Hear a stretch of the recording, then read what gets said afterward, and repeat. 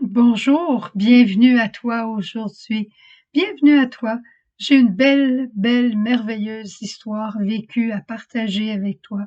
Je vais faire un bref commentaire de l'évangile de ce jour et après je vais te raconter cette histoire personnelle que j'ai vécue.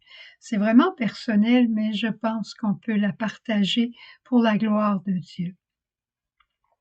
Aujourd'hui, les apôtres demandent à Jésus d'augmenter leur foi. Il pose des questions à Jésus, mais as-tu réalisé que c'est rarement que Jésus répond clairement? C'est-à-dire que si on disait à Jésus, Jésus, comment on fait pour augmenter notre foi? On voudrait avoir une réponse, ben tu feras A, B, C, D. Mais Jésus, il va répondre par une histoire, par une parabole, comme il fait aujourd'hui avec le grain de sénévé. Il va questionner. Et aujourd'hui, cette histoire du grain de moutarde, du grain de sénévé, c'est la plus petite des graines. Mais dit, si vous en aviez gros comme cette graine-là, vous feriez des merveilles. Vous feriez des merveilles ou votre confiance en Dieu, aussi petite soit-elle, va toucher le cœur de Dieu par providence et lui va accomplir les merveilles. C'est lui qui va déplacer les montagnes. C'est lui qui va changer toute situation. C'est pas toi. Mais si tu crois qu'il est capable et si tu mets ta confiance en lui, eh bien là, c'est une autre histoire. Tu lui demandes, tu lui remets tout et tu attends son heure en lui disant, non pas, ben, je vais voir ce que tu es capable de faire, mais en lui disant, j'ai tellement hâte de voir comment tu vas faire ça. Je te remercie d'avance, je suis sûre que ça va être beaucoup plus merveilleux que je peux m'imaginer. Eh bien, c'est ça que moi, j'aurais dû faire il y a 2, 3 ans passés, dire au Seigneur, je suis sûre, Seigneur, que la démarche que je fais, elle va être fantasmagorique, parce que c'est ce que ça fait. Eh bien, je te raconte. Tu sais que j'ai été adoptée, je l'ai dit souvent, et en 2019, le gouvernement a ouvert les portes pour que ceux qui avaient été adoptés entre telle année et telle année puissent avoir des informations. Le gouvernement était prêt à partager les informations qu'ils avaient sur les gens à cette époque-là.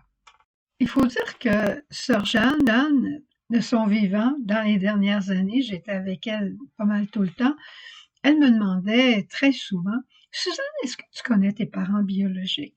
Tu as eu une famille extraordinaire, mais est-ce que tes parents biologiques, tu les connais? Est-ce que ça t'intéresse de savoir quelque chose? Moi, je lui disais, je pense que ça t'intéresse plus que moi, Sœur Jeanne.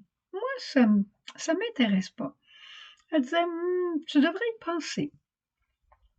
Alors, j'y ai pensé. Et la petite sœur qui m'accompagnait, et elle m'a dit, ben, va donc de l'avant, fais donc des démarches. Alors, j'ai fait des démarches très silencieusement, j'ai pas dit un mot à personne, j'ai fait mes démarches. Et voilà que cette année, au début de l'année, ces démarches-là, c'est pas que c'est long, mais il y avait beaucoup de personnes qui ont questionné en même temps. Cette année, au début de l'année, j'ai appris le nom de mon père et de ma mère et quelques autres informations de quelle nationalité ils étaient. Mon père était pur irlandais, venant directement d'Irlande, d'une famille de beaucoup d'enfants. Ma mère venait des États-Unis, une famille nombreuse aussi, avec une grosse souche irlandaise. Et quand j'ai appris leur nom, leur prénom et le nom de famille de ma mère, alors je me suis surprise à dire Hé! Mais je suis quelqu'un. J'ai une histoire, j'ai des racines. J'ai une histoire et des racines et je suis quelqu'un. Ça a été une surprise pour moi, je m'attendais jamais à dire une telle chose. Et voilà que la travailleuse sociale m'avait dit, est-ce que vous voulez connaître aussi la fratrie, si vous avez des frères et des sœurs, des demi-frères, demi-sœurs? Et là, j'ai dit, non, non, ça va, les parents, c'est suffisant. Personnellement, j'aime pas les grandes surprises émotives. Alors, je me disais, là, faut pas jouer trop là-dedans.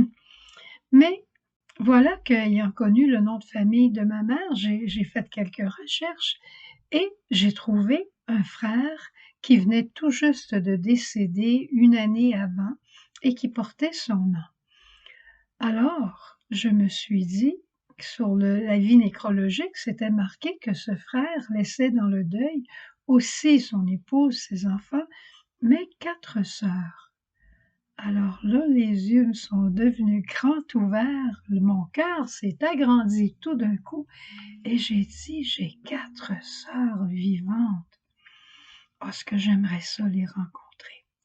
Eh bien, le bon Dieu a permis bien simplement, pendant l'été, que je retrouve leur adresse à chacune et que j'écrive une lettre. Je dois te dire que cette lettre, je l'ai écrite, je l'ai lue, je l'ai corrigée, je l'ai tournée à l'endroit, à l'envers. Elle était en anglais parce que tu sais comment te présenter, comment leur dire tout ça. À l'âge que j'ai, je ne recherche rien d'autre que peut-être une photo de ma mère. Je voulais pas m'imposer dans leur vie. Leur vie est déjà, comme la mienne, certainement avancée en âge. Alors, je veux pas, même si je suis plus vieille qu'elle, je veux pas aller plus loin. Alors, j'ai écrit la lettre, j'ai fait bénir la lettre, je l'ai mise devant le Saint-Sacrement pendant plusieurs jours. La dite lettre a été envoyée aux 4 en même temps. Et quand elles ont reçu la lettre, il y en a une qui m'a téléphoné le même jour après avoir parlé aux autres. Et c'était la surprise pour elles, il faut le dire, une véritable surprise. Et dans les jours qui ont suivi, très rapidement, elles m'ont tout écrit.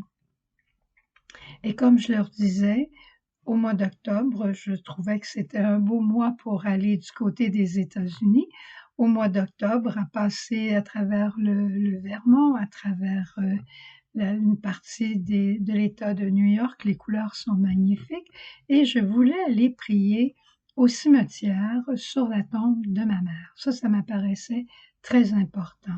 Et je leur ai dit, je devrais y aller à peu près vers telle fin de semaine. Si quelqu'un parmi vous veut me rencontrer, eh bien, ça sera une joie sans borne, mais vous n'êtes pas obligés, je ne veux pas m'imposer encore une fois. Eh bien, pour faire une histoire courte, il y a 2 semaines, on s'est toutes rencontrées ensemble. Ça a été extraordinaire. Une véritable expérience de providence, une véritable expérience de Dieu Père qui veut faire famille. Dieu est famille et cela me suffit. La Trinité, c'est la famille et nous sommes famille à l'image de la Trinité. Je peux pas te dire, quand on s'est rencontrés et à la fin de semaine, on se disait, c'est comme si on s'est toujours connus et ça faisait très longtemps qu'on ne s'était pas vus. Mais on avait tellement de choses à partager, beaucoup de choses en commun. On a ri beaucoup, beaucoup. C'est comme si on s'était toujours connus. Je peux pas dire d'autre chose. Et on projette évidemment pour les prochaines rencontres. On continue de communiquer. Je te partagerai demain davantage parce qu'il faut bien arrêter le message d'aujourd'hui. Je te partagerai encore davantage demain tout l'aspect spirituel que j'ai découvert de Dieu à travers cette fin de semaine et je te donnerai aussi quelques bribes de ce temps que nous avons vécu ensemble et que nous continuons de vivre sous une autre forme, même si on n'est pas tous ensemble dans la même maison à ce moment ici, on continue d'être en communion. Alors voilà ce que je voulais te partager. Bonne journée et rappelle-toi, avoir la foi, c'est simplement faire confiance à Dieu. Au revoir. Il nous étonne la manière qu'il nous répond. Jésus,